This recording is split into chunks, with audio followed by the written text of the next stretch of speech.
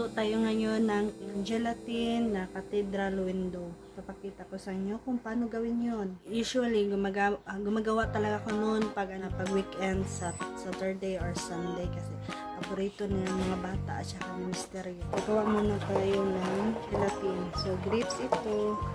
Ang bango. Ayan. Ito naman yung strawberry. May strawberry din siya. Bago to eh.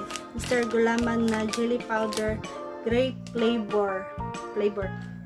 Ang bango talaga. Parang grapes din. Ito strawberry. Dalawa pa lang yung nagawa ko. Grabe Mr. Gulaman. Ano na siya? 9.45. Then itong orange. Then lychee. 4 lang yung flavored na ihahalo ko sa gelatin. Makikita nyo mamaya kung paano gawin para malaman nyo kung bakit ako gumawa ng 4 na flavor. So, ganyan lang yung gagawin nyo guys para mawala agad yung init. So, yung strawberry matigas na. Ayan. Ano na siya. Sorry, kakamayan ko lang kasi kami lang naman kakain. Malinis naman yung aking kamay. Ayan, matigas na siya. Pwede na i-slice. So, may nakatapat na electric fan. Ayan, para madali siyang mag-set. And 2 more.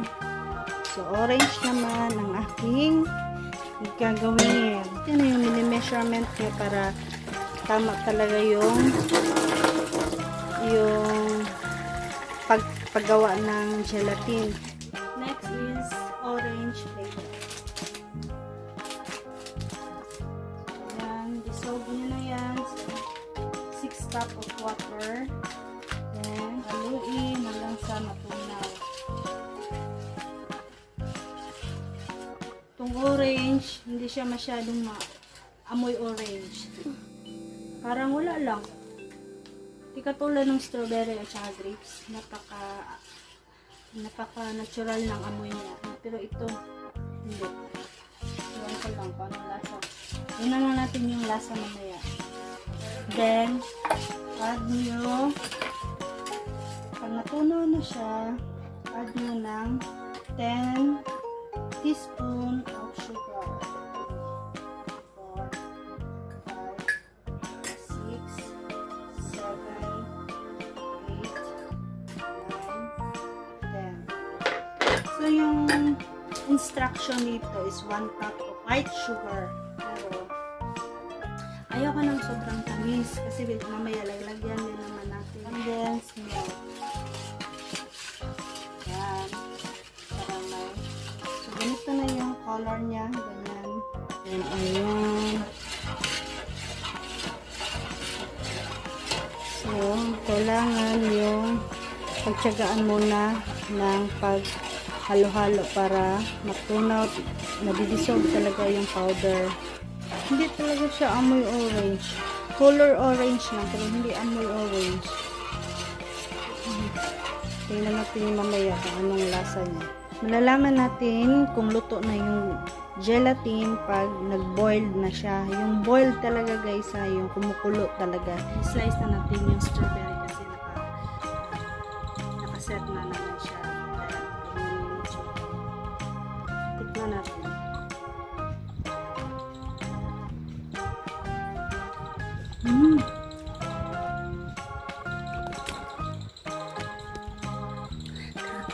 Grabe guys.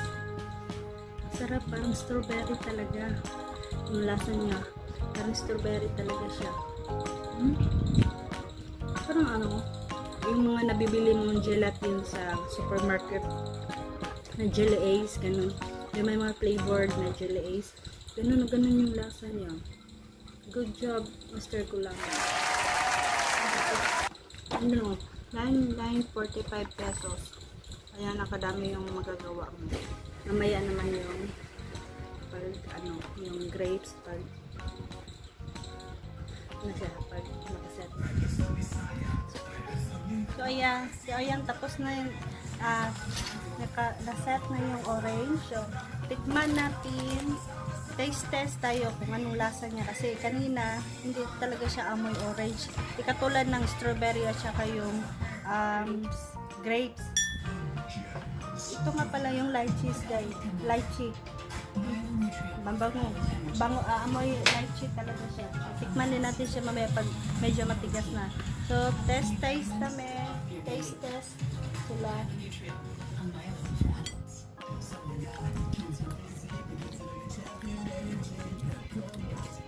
May lasa. For me, wala siyang lasang orange. Parang ano lang, gelatin na ordinary na may asukal at saka gatas, yung ganung lasa. Walang amoy orange. Di ba ito eh?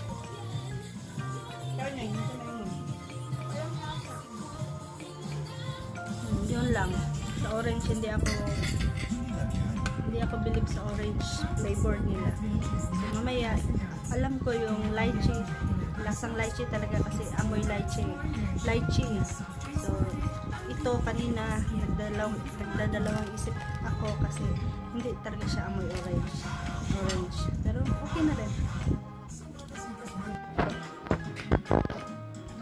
So ayan, na-slice ko na yung lychee gulaman guys. Ayan. Bango niya talaga, para talagang totoong lychee. So tikman natin kung ano lasa niya.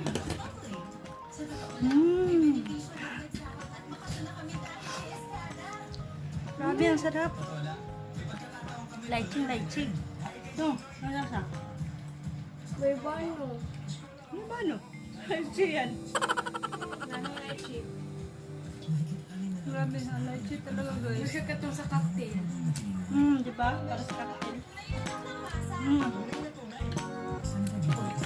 Mr. Gulamas, this is not sponsored. Na-try lang namin kasi first time ko nakita sa Mr. Gulaman na may ano na siya, may flavored gelatin. Since mura din naman siya, so kaya nag-try ako. Tinry ko sa ate, oh. Grabe sa ate. Tinry ko kung ano yung niya, yung lasa. Taste test. Ma-try nyo rin kung anong lasa. So, tingnan nyo sila. Pinapak na nila. Grabe. Maubos na. Tatabi ko na to. So, yun lang guys. Kung gusto nyo, kung mahilig kayo sa gelatin, tapos bumibili kayo ng gelatin sa supermarket, di ba mahal na yun? Ano na yata yun eh? 25 pesos, pero 10 pieces lang ata ng Chili Ace yun. Meron pa nga silang lychee flavor. Pero ang mai-recommend ko sa inyo, kung mahilig kayo sa mga ganun, mawa na lang kayo ng sarili nyo gamit ang Mr. Gulaman ng iba't ibang flavor kung gusto nyo. Promise, di kayo magsisisi. At 9.45 pesos lang. Affordable, then masarap. So mamaya gagawa na tayo ng cathedral window dahil kompleto na yung 4 na gelatin natin. Ayan.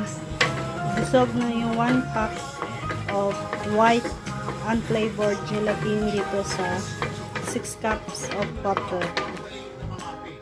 So ito yung kailangan natin, yung ibang ingredients, Alaska, fresh milk yung gamit ko, pero pwede rin naman ang ibap, since wala akong ibap, tsaka yung fresh milk lang meron kami, tapos yung Alaska na condensed, tsaka all-purpose creamer. Kung medyo mainit na siya guys, doon yung start ihalos yung all-purpose cream.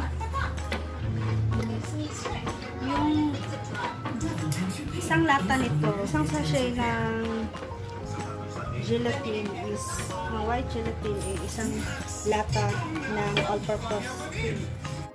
Then dapat 1 cup of white sugar ang dapat ilagay, pero sa akin ayoko ng matamis kasi maglalagay pa tayo mamaya ng condensed. So sa akin is 3/4 cup lang ilalagay na white sugar kasi ayaw rin namin yung sobrang tamis, pero nasa sa inyo rin yun kung gusto nyo ng matamis.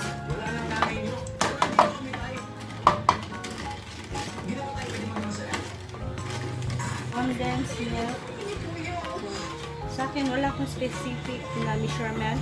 Sa akin lang, pinagtansya ko lang kung tama sa akin yung...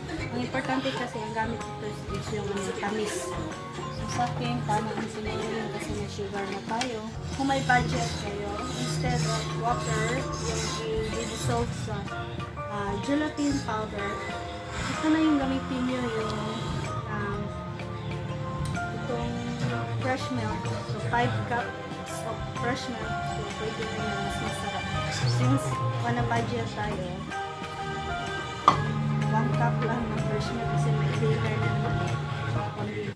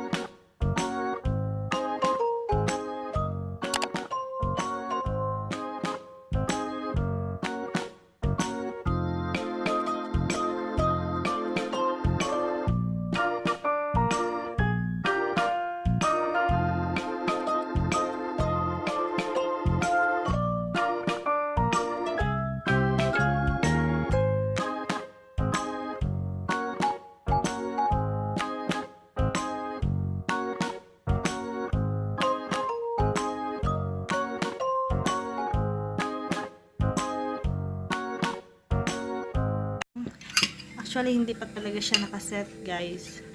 Pero, titikman na muna natin. Kasi, maganda to pag overnight. Taste test na kung anong lasa.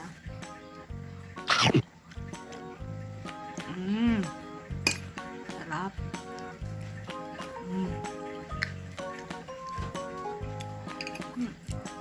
Sarap. Yung tamis niya, tamang-tama lang.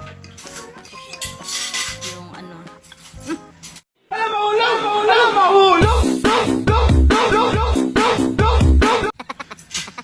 yung flavor niya, tama din yung flavor niya. Sarap talaga, tikman nyo. Ano lang siya, so affordable. Okay. Taste test. Diba na yung ano, kaya na puti.